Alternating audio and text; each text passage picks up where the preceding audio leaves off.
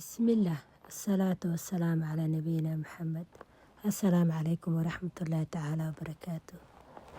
sida mawduuca qoraalka aad ka aragtaan waa su-aaliyo jawaabo. Arrintii WhatsApp-ka aan sameyneynay xaalkeeda meeshuu marayna muuqaalka dhammaadkiisa idinku sheegi doonaa insha Allah. Marka ugu horeysa qofka ugu horeeyay wuxuu soo qoray waxaa ku riyooday aayadda ah ash-shamsu wal-qamara bil-xusbaan ayuu ku riyooday. Okay. Marka hadda kor aan kala qaaday aayad markay tahay suurad markay tahay micnooyin kala duwan ay tilmaamayaan. Isla suuradii ayaa haddana aayad ka mid ah micno gooni ay tilmaamaysaa. Inta badanba Ibn Siriin wuxuu isku xiray aayadda iyo qofka xaalkiisa. Marka qofka message-kan soo qoray rag iyo dumar qofku yahay maaqaano xaaladda uu ku sugan yahay inay xaas tahay inuu xaas leeyahay waxba ma soo qoran. Marka saa darteeda inaan fasir guud ahaan siiyo mooyee fasir oo tafaasiil qofka quseeya ma siin karo waayo yacni qofka xaalkiisa ma ogi. Mararka qaar waxaa jira Gmail magaca qof dumar ku qoran oo haddana nin isticmaali kara mid nin ku qoran oo haddana qof dumar isticmaali kara jirta. Saa darteed mar walba waxaa idinka dalbadaa adigoo qoraalka la soo koobay inaad tirahdid xaas laahay mise xaasaan ahay mise gabaraa weli guursanin ahay waxyaabahaas oo kale. Almuhiim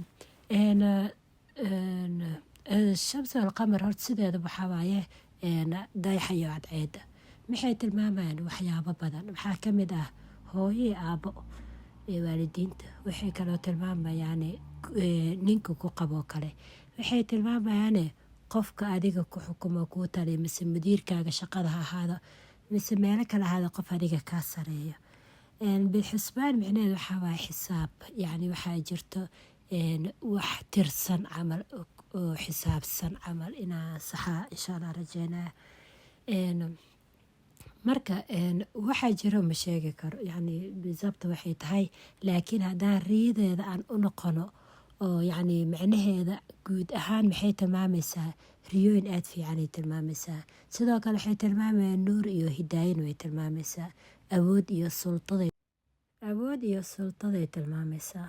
Marka insha Allah waxaa rajeynaa markaa muuqaalka aragtid inaad soo raacisid xaalkaaga iyo qofkaa tahay si aan mar labaad insha Allah kugu soo fasiro. Mawduuca labaad sidaa qoraalka ku aragtaan qofka wuxuu yidhi waxaa ku riyooday geel weyn oo iga lumay yacni wuxuu ku wadaa neef geel ah oo kaa lumay. Geela sidiisa waa arsaaqada waxyaabaha arsaaqada uu ka mid yahay hadduu kaa dhimo wuxuu tilmaamaya humuum iyo mashaakil iyo ciriiri culeys caadi ahaan qofkaa dareemayo way noqon kartaa. Haddaa adiga ah tahay qof caadi ahaan mashaakil iyo dhibaatooyin ciriiri la nool middaa way ka turjumi kartaa. Waxay kaloo ka turjumi kartaa waayitaan waxaad jeceshahay wax kuugu qaalisanaa wax weynaa waxay doonaanba ahaadaan laakiin yacni boqolkiiba boqol maaha. Haddaad heshay geeli riyada dhexdeeda aad ku heshay way fiican tahay. Dhumitaanka geela sidaan kuu sheegay mashaakilo aad xal u raadinaysid ay noqon kartaa ciriiri culeys aad la nooshahay wallaahu yaclam. Su-aasha saddexaad qofkan qoraalkiisa aad u dheeraa sidaad aragtaan wuxuu yidhi waxaan ku riyooday caadi ahaan qof xanuunsanahay ayuu yidhi aayatul kursi oo ku riyoodaa asigoo dadku akhrinayo jin kula dagaalama. Almuhiim haddaan soo koobo waxaa waadaxa si inuu xanuunsan yahay keliya sheegay laakiin waxaa cad inuu hayo xanuuno ruuxi ah xanuuno ruqi iyo waxyaabaha u baahan. aayatul kursi waa faraj waa albaabyo kuu furmay waa xijaab inuu rabbi kaaga xijaabay arrimo badan. rubama adiga aad shakisan tahay hataa xanuun caadi iska kaa haya oo xanuuno ruuxi aad ka cabsi qabtaa sidaa darteed oo rabbi ku leeyahay aayatul kursi xijaaban kaaga dhignay. waxaa kaloo cad inaad akhriysatid aayatul kursi aad u fiican tahay haddaad riyo ku aragtid iyo haddaad waaqicaad ku akhriysatidba waxaan ognahay inay tahay xijaab. gabar ayaa dhacday oo yidhi gabadhan ma yaqaano waxaa macquula mas-uuliyad adigaanan ogeyn inay ku soo waajahday ood filanaynin way noqon kartaa. wuxuu kaloo yidhi qoraalkan ku dhaabta ninka hadlaayo oo kabacdina aad oynaysid waxaa macquul ah inaad adiga gudaha iskala hadashid wax badan gudaha ka sheekaysatid xanuun iyo culeysyo dhibaatooyin ciriiriyo aad gudaha ka dareentid. riyada isku soo duuduubo waxay tilmaamaysaa inay xaalad nafsiyaad la nooshahay oo adag.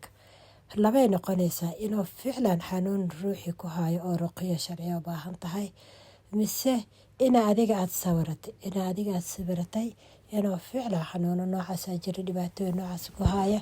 caadi ahaana meesha kama marna inuu mashaakiliyo ciriiriyo culeysi ku haya, wallaahu yaclam. laakiin aragtada riyadaada ma xumo, insha allah faraji dhow ayay tilmaamaysaa iyo ka guuleysi dhibaatooyinka ciriiriyada culeysyada iyo maqraj iyo xijaab xagga rabbi inaad ka ilaashan tahay, wallaahu yaclam. su-aashan afaraad, gabadha waxay tiri waxaan koriyooday anigoo cibaayo cusub ii hadiideynaya, qofkii hadiideynaya ma arkayay. cibaayada markaan xirtayna ma jeclaysanaynin, waxaa rabi inaa iska bixiyo. markaan maraayada isku arkana waa ku quruxsanaa cibaayada, laakiin qalbiga waxaan iska dhaha cibaayada iska bixi iska daa.